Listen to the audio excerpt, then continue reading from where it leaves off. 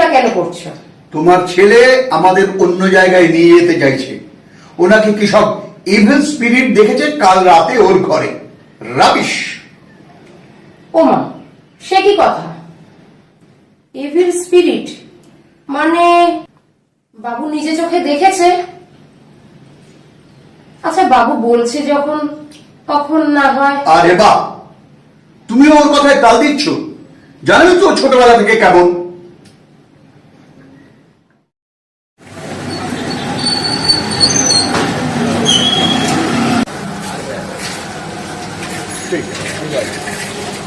আমার জিনিসটা তৈরি আছে তো?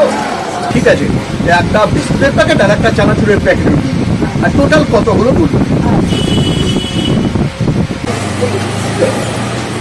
আপনার হচ্ছে 150 টাকা। 150 টাকা। বাবা, আমাকে দাও না, আমাকে একটা ক্যাডবেরি দাও। আহা,